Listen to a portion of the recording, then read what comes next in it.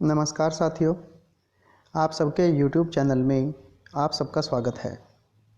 दोस्तों, आज के इस वीडियो में हम लोग 1999 में दिसंबर में जो UGC नेट का पेपर आया था उसके प्रश्नों को करेंगे।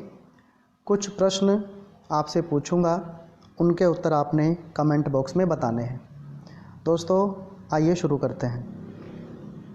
सबसे पहला प्रश्न आपसे पूछा है भाई कि वेद त्रयी में किसकी गणना नहीं होती है। आजकल ऐसे ही प्रश्न नेट में पूछे जाते हैं।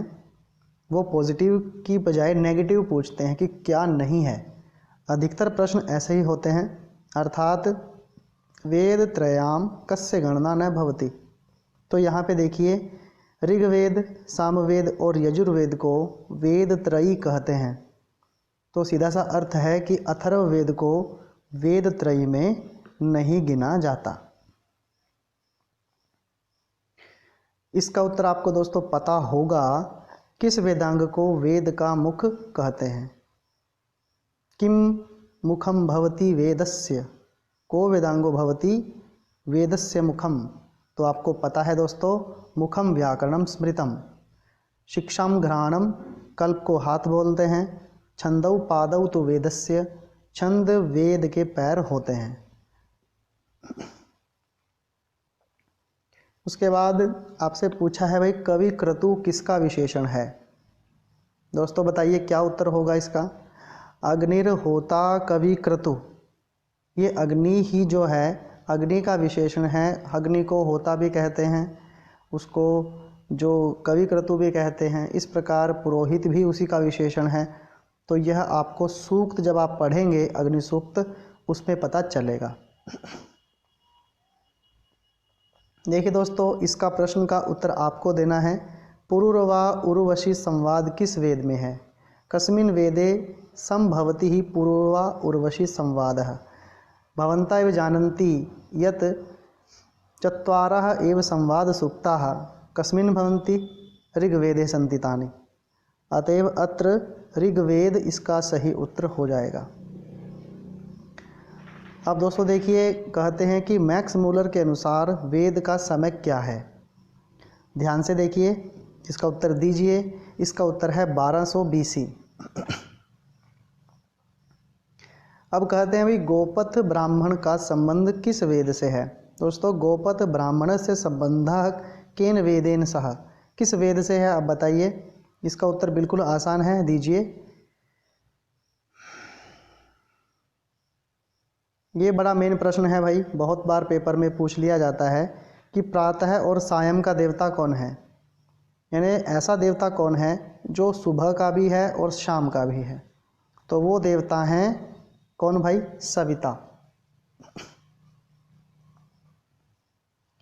उसके बाद पूछ रहे हैं आपसे कि वेदांग छंद शास्त्र के प्रणेता कौन है। छंद शास्त्र के प्रणेता माने जाते हैं दोस्तों आचार्य पिंगल। उसके बाद 9वें प्रश्न में आपसे पूछ रहे हैं कि निरुक्त के लेखक कौन है। अब ये जो 3 मुनि हैं, पाणिनि, पतंजलि और कात्यायन, ये त्रिमुनि की श्रेणी में आते हैं। आपको पता है पाणिनि का तो अष्टाध्यायी है, पतंजलि का योग सूत्र है, या ठीक है, या महाभाष्य भी है इनका, कात्यायन के वार्तिक हैं। तो यास्क ने ही निरुक्त को लिखा है। अगला प्रश्न है भाई, ईशावास्य उपनिषद का संबंध किस वेद से है। केन वेदेन सह संबंधो वर्तते ईशावास्योपनिषदस्य। आपको पता है शुक्ल यजुर्वेद से इसका संबंध है। और शुक्ल यजुर्वेद के जो उपनिषद हैं, चाहे बृहदारण्यक उपनिषद हो आपका, चाहे आपका ईश उपनिषद हो, इनका संबंध यजुर्वेद से है। इसको आपको शुक्ल और कृष्ण के रूप में भी पूछा जा सकता है, तो वो भी आपको पता होना चाहिए। यम और नचिकेता की जो कथा है भाई, वो किस उपनिषद में है। अब आपसे यह पूछा जा रहा है कि यम और नचिकेता की कथा कहाँ पर है। दोस्तों, जब आप ध्यान से देखिए, इसका संबंध सीधा सा कठोपनिषद के साथ है, ठीक है। लेकिन कई बार वो क्या करते हैं दोस्तों, आपसे ये भी पूछ लेते हैं कि जो नचिकेत उपाख्यान है वो किस पुराण में है। तो मैं आपको बता देता हूँ दोस्तों, इसका लिख लीजिए कि वराह पुराण में नचिकेत उपाख्यान प्राप्त होता है।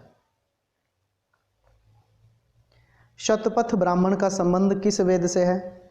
इसका संबंध भी भाई यजुर्वेद से है। याज्ञवल्क्य ऋषि ने इसको लिखा था। शतपथ नाम इसका इसलिए पड़ा क्योंकि इसमें 100 अध्याय थे। अब है भाई सत्कार्यवाद का साधक हेतु क्या है? सत्कार्यवाद का हम बहुत बार चर्चा कर चुके हैं कि कार्य अपने कारण में सत रूप से रहता है। तो वो किस में रहेगा भाई? त्रैगुण्य विपर्यात तो पुरुष होता है, त्रैगुण्यात प्रकृति होती है, उपलब्धि जो होती है उपलब्धि भी प्रकृति की होती है। तो सत्कार्यवाद होता है उपादान ग्रहणाद, यानी जैसा हम कोई चीज़ ग्रहण करेंगे उससे वैसी ही वस्तु पैदा होगी। तो ये हो जाएगा उपादान ग्रहणात। अब ध्यान से देखिए भाई, सांख्य के अनुसार आकाश का कारण क्या है? आपको सृष्टि क्रम मैं बहुत बार बता चुका हूँ। तो भाई इसका होगा शब्द तन्मात्रा। अब दोस्तों प्रकृति का प्रथम परिणाम क्या है? कल जो पेपर हुआ हमने किया था 1999 का जून का, उसमें यह पूछा था कि प्रकृति का द्वितीय परिणाम क्या है। तो द्वितीय तो होता है अहंकार और प्रथम होता है महत। सांख्य के अनुसार प्रमाणों की संख्या कितनी है? दोस्तों बहुत बार पूछा जाता है। ठीक है, तो 3 प्रकार के प्रमाण इसमें होते हैं, दृष्टम, अनुमानम, आप्तवचनम। दोस्तों इसमें दृष्ट कहा जाता है प्रत्यक्ष को, अनुमान का तो आपको पता ही है, और आप्तवचनम बोलते हैं शब्द प्रमाण को। पेपर में बहुत बार पूछा जाता है यह प्रश्न भी। वहाँ पे आपको प्रत्यक्ष भी दिया होगा, अनुमान भी दिया होगा और शब्द भी दिया होगा। ये तीनों भी दिए जा सकते हैं और अलग अलग दर्शन के हिसाब से तीनों देकर ये पूछ सकते हैं कि सांख्य के अनुसार क्या है। तो वहाँ पे दृष्टम, अनुमानम, आप्तवचनम इसका उत्तर होगा। फिर कहते हैं अभी वेदांत के अनुसार अनुबंध कितने होते हैं?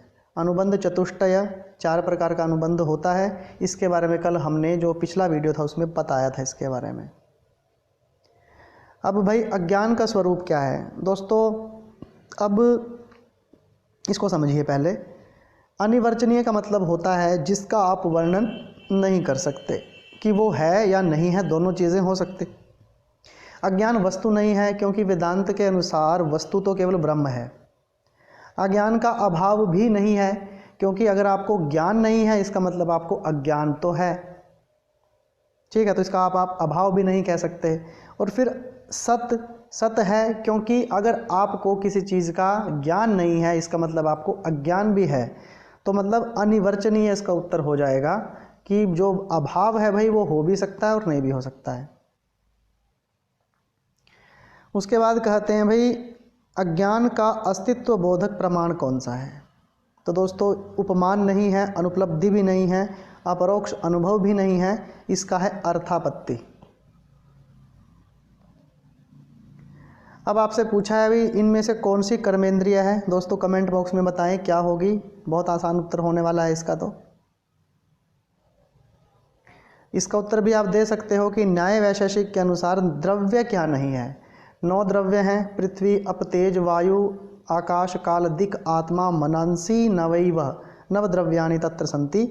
तो यहाँ पर बता दीजिए 9 में से कौन सा नहीं है। न्याय मत अनुसार असमवायी कारण क्या होता है भाई? बहुत बार, वैसे थोड़ा टिपिकल क्वेश्चन है। असमवायी कारण होता है वस्तुओं का मेल, अर्थात समवाय संबंध जिन अयुत सिद्ध चीज़ों का होगा। जैसे धागे हैं वो समवायी कारण है, और धागों का जुड़ना इज़ अ प्रोसेस, उनका एक गुण है ये। तो इसका हो जाएगा भाई गुण उत्तर। अब बोलते हैं भाई इन दोनों में समवाय संबंध होगा। आपने समवाय संबंध पढ़ा है, क्रिया क्रियावान, जाति व्यक्ति, ठीक है, गुण गुणिनी, इस प्रकार से इसका संबंध होता है। तो जाति व्यक्ति इसमें आ जाएगा। अब भाई विशेष पदार्थ रहते हैं, आपको पता है नित्य द्रव्य वयावृत्त का विशेषः। इसका उत्तर हो जाएगा कि नित्य द्रव्यों में विशेष पदार्थ रहता है। आगे बोलते हैं भाई टी संज्ञा कौन सा सूत्र करता है? दोस्तों आपको बहुत बार बताया जा चुका है, अचो अंत्यादि टी। इसका उत्तर यह होगा। उसके बाद आपसे पूछ रहे हैं आ, ऐ, औ, इसकी क्या संज्ञा होगी? तो आपको पता है वृद्धि रादैच, वृद्धि संज्ञा इसकी हो जाएगी।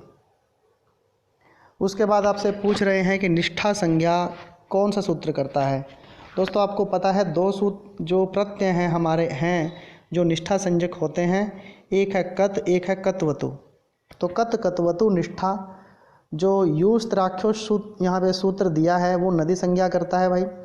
अदेंग गुणः करता है गुण संज्ञा, और तुल्यास्य प्रयत्नम ये करता है सवर्ण संज्ञा। अपादान संज्ञा विधायक सूत्र कौन सा है? स्वतंत्र तो कर्ता होता है, साधक तमम करणम होता है, कर्मणा यम अभिप्रयति स संप्रदानम भवति, ध्रुवम अपाय अपादानम। तो इसका हो जाएगा ध्रुवम अपाय। अर्थात यहाँ पे समझ लीजिए कि जिस वस्तु से हम दूर जा रहे हैं, जो ध्रुव है, अप आए, जब उससे दूर होते हैं तो वहाँ पे होता है अप आदान, दूर होना। तो यहाँ पर है भी अभी उपसर्ग पूर्वक कृत धातु अगर जोड़ोगे तो कौन सी विभक्ति आएगी?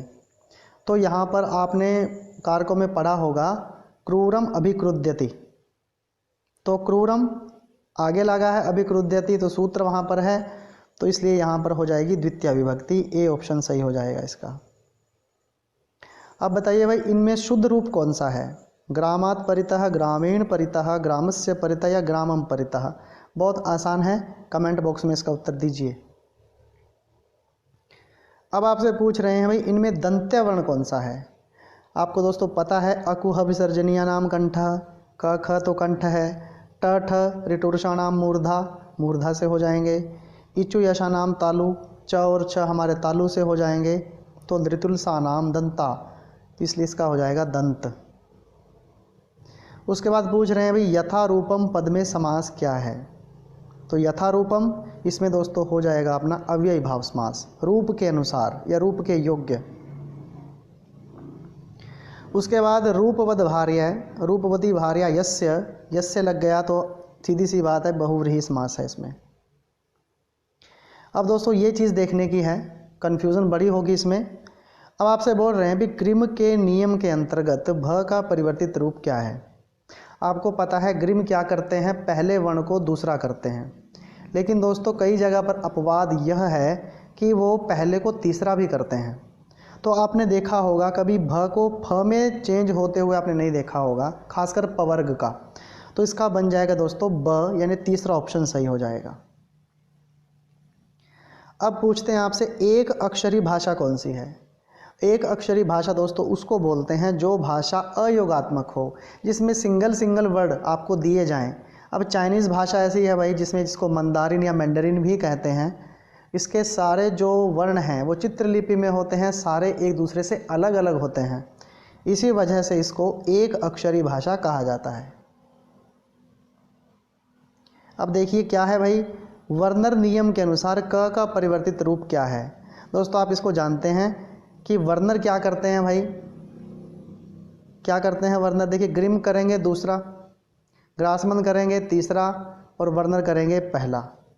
तो यहाँ पर भी आपको उस चीज़ को समझना है। तो एक बात आपने समझ लेनी है, यहाँ पर भी उसका थोड़ा सा अपोजिट आने वाला है, तो इसका उत्तर आप लिख दीजिए कि भी क जो था वो पहले क्या था। आपको पता है वर्नर पहला करते हैं, तो वो था भाई ग। ये बड़ा मेन है भाई, यांचा मोघा वरम अधिगुणे ना अधमे लब्ध कामः। यांचा याचना करते हैं, मोघा वरम अधिगुणे उसी व्यक्ति से याचना की जाती है जो गुणों से युक्त होते हैं, ना अधमे लब्ध कामः जिसको अपनी इच्छा पूरी करनी है कभी अधम से नहीं करता है। तो आपको पता है यहाँ पर इच्छा करने वाला वो गंधर्व है, जो इच्छा किससे कर रहा है भाई? मेघदूत नामक में मेघ से करता है, तो मेघदूतम इसका उत्तर हो जाएगा। शर्विलक किस नाटक का पात्र है? दोस्तों बहुत ही आसान प्रश्न है। शर्विलक एक चोर था। अब आप बताइए इनमें से चोरी की घटना किस में होती है? इसका उत्तर आप बताएंगे, कमेंट बॉक्स में बताइए। प्रकरण में अंकों की संख्या कितनी होती है? आप जानते हैं दोस्तों प्रकरण में हमारे 10 अंक होते हैं। उसके बाद भी किस कथा का आधार पुनर्जन्म सिद्धांत पर विश्वास है?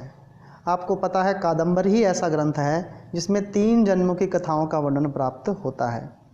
कईयों को भ्रम हो सकता है यहाँ पर कि शिशुपाल वध में भी क्रम जो है वो जन्म का वर्णन है, शिशुपाल के पहले जन्म की कथाओं का। लेकिन भाई वो वर्णन है, यहाँ पर सिद्धांत की बात की गई है, क्योंकि इसमें होके दिखाए गए हैं कि पहले वो क्या थे। कहीं पर वो पुंडरिक वैशंपायन थे, फिर वो शुक और शूद्रक बनते हैं, फिर वो चंद्रापीड़ जो बनता है उसका जो दोस्त है वहाँ पर वो सब बनते हैं। तो ये सब 3 जन्मों की घटनाएं यहाँ पर बताई गई हैं। किस नाटक में स्त्री पात्रों का प्रयोग नहीं है? सभी जानते हैं मुद्रा राक्षसी एक ऐसा है जिसमें स्त्री पात्र नहीं है। किस उपरूपक को सट्टक के नाम से जाना जाता है? सट्टक एक रूपक है भाई, इसके अंदर आती है अपनी कर्पूर मंजरी। उसके बाद पूछते हैं भाई माघे मेघे गतम वयः, तो इसकी सूक्ति ये किसने कही है भाई? तो इसके उत्तर है मल्लिनाथ सूरी। चक्रार पंक पंक्तिरिव गच्छति भाग्य पंकति, तो ये किसमें कही गई है? ये आपने बताना है दोस्तों। ये कही गई है भाई स्वप्न वासवदत्तम में। ठीक है, चक्रार घूमती है, पंक्ति रिव पंक्ति के समान, गच्छति भाग्य पंक्ति, जो भाग्य की रेखा होती है वो तो पंक्ति के समान आती है और चली जाती है। अब दोस्तों ये बड़ी बार काव्य प्रकाश में से पूछा जाता है कि अभिहित अन्वयवाद का संबंध किससे है? आपने कारिका पढ़ी होगी तात्पर्यार्थोपि केषुचित्, उसमें अभिहित अन्वयवाद और अन्वित अभिधानवाद ये 2 वहाँ पे दिए गए हैं, और ये है जी अपने तात्पर्यार्थ में। अष्टविधा जो नायिका है भाई उसका संबंध किस रस से है? अष्टविधा नायिका का संबंध है श्रृंगार रस से। दोस्तों बताइए इसका उत्तर क्या होगा? हेमनः संलक्ष्यते हि यज्ञो विशुद्धि शामिका पिवा, यह किसमें है दोस्तों? ये रघुवंश में है। कहते हैं भी बुद्ध चरितम महाकाव्य का कर्ता कौन है? तंगौरवम बुद्धगतम चकर्षः भार्यानुरागः पुनराचकर्षः सो निश्चयापि ययौनतस्थौ तरंगेषु इव राजहंसः, अश्वघोष इसके रचयिता हैं। अब कहते हैं भी किसमें प्राकृत का प्रयोग आवश्यक है? अब देखिए भाई ये अपने हैं 10 रूपक की 4 चीज़ें। प्रस्तावना जो हमारी होती है वो तो होती है प्रस्तावना जो स्टार्टिंग में हमारी आती है। अब ये शुद्ध विष्कंभक में उत्तम और मध्यम श्रेणी के पात्र होते हैं, और उनकी जो भाषा होती है दोस्तों वो संस्कृतमय होती है। ठीक है, और जो ये प्रवेशक है इसमें जो एक अधम पात्र होता है, एक मध्यम पात्र होता है, इसमें उत्तम पात्र नहीं होता है, और इसमें प्राकृत भाषा जो होती है उसका प्रयोग किया जाता है, तो प्रवेशक होगा। प्रवेशक और विष्कंभक में कोई खास फर्क नहीं है, ये सिर्फ 2 अंकों की घटना को जोड़ने के लिए आते हैं। ठीक है, जहाँ पर 2 उत्तम पात्र हो जाएंगे वहाँ पर शुद्ध विष्कंभक होगा, जहाँ पर एक उत्तम और एक मध्यम होंगे वहाँ पर मिश्र विष्कंभक होता है, और जहाँ पर प्रवेशक होगा, प्रवेशक में तो सीधी सी बात आपने याद करनी है, एक उत्तम पात्र होगा, एक अधम पात्र होगा। पताका स्थानक वो होता है, आपको पता है कथा वस्तु के 2 भेद होते हैं, आधिकारिक और प्रासंगिक। आधिकारिक कथा वस्तु वो होती है जो किसी भी नाटक वगैरह में शुरू से लेकर अंत तक चलती है, जैसे राम की कथा रामायण में है। पताका और प्रकृति 2 भेद होते हैं प्रासंगिक के। तो प्रासंगिक कथा वस्तु के 2 भेद हैं। पहले है पताका, जैसे ऐसी कथा जो बीच में आए और एंड तक चले, जैसे सुग्रीव की कथा है। और जो प्रकृति है दोस्तों वो ऐसा कथानक है, आता है और समाप्त हो जाता है, जैसे शबरी की कथा है, इस प्रकार से। तो पताका को बताने के लिए पताका स्थानकों का प्रयोग किया जाता है, ये 10 रूपक में से है। तो इसका उत्तर हो जाएगा दोस्तों प्रवेशक। लो भाई अब बताइए, स्फुटता न पदई अपाकृता न च स्वीकृतम अर्थ गौरवम, ये सूक्ति किस काव्य से है? तो दोस्तों इसका उत्तर है किरात अर्जुनियम। दोस्तों आज मैंने आपको 1999 में दिसंबर में जो पेपर आया था उसको सोल्व करवाया है। कुछ प्रश्न ऐसे हैं जो आसान थे, वो मैंने आपके लिए छोड़ दिए हैं। उनके उत्तर आप कमेंट बॉक्स में ज़रूर दिया कीजिए, ताकि हमें भी हौसला मिलता रहे कि हमें आगे और भी पेपर बनाने हैं। देखो दोस्तों इस श्रेणी में अभी हमें 2019 तक के पेपर करने हैं, तो चैनल से जुड़े रहें, वीडियो को लाइक कीजिए, शेयर कीजिए, और वीडियो देखने के लिए आपका बहुत बहुत धन्यवाद।